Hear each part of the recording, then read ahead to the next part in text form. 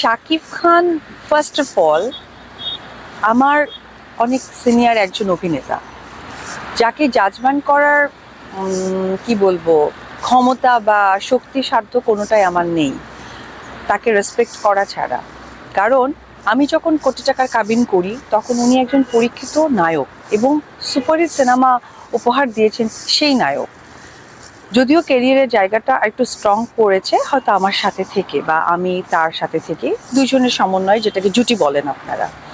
তো সেই জায়গা থেকে আমি বলবো যে তাকে জাজমেন্ট করার আসলেই ক্ষমতা আমার নেই, তবে এইটুকু বলবো যে তার কাছ থেকে শেখার আছে। আমি যেমন আজকে অপু বিশ্বাস খুব গর্ববোধ নিয়ে বলি, আমি মনে করি যে আমার এই কথার মধ্য দিয়ে 80% সাকসেস শাকিব খানের। কারণ সে যদি সেই অভিনেত্রী অপু বিশ্বাসকে তৈরি না করতে পারতো তাহলে আমি হতে পারতাম না। সুতরাং তার অভিনয় দক্ষতা নিয়ে আমার কোনো জাজমেন্টের কোনো পয়েন্ট নেই। তবে একজন ভালো লাগা মানে আমি যদি ফ্যান হয়ে থাকি তার, সে ফ্যানের জায়গা থেকে বলতে পারি যে 100-এ 500%।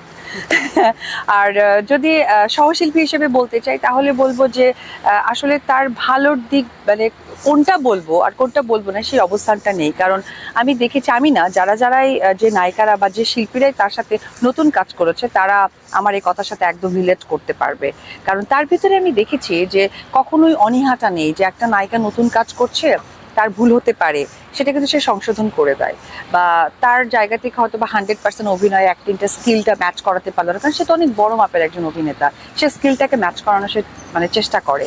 তো সেই জায়গা থেকে আসলে তাকে জাজমেন্ট করার কিছু নেই। তবে সর্বসাফল্য এটুকু বলতে পারি যে শাকিব খান বাংলাদেশের এমন একজন নাম, আসলে স্মৃতির পাতায় যেমন লিখে থাকে মানে লেখা থাকে, যেমন উত্তম কুমার লেখা থাকে, অবশ্যই আমার খুবই পছন্দের একজন মানুষ রাজ্জাক আঙ্কেল, এবং আমাদের আরও একজন খুব smart hero, dashing hero Zafar Iqbal sir, যার আমি বলতে পারি একদম মানে নায়ক না মানে প্রেমিকের মতো ফ্যান।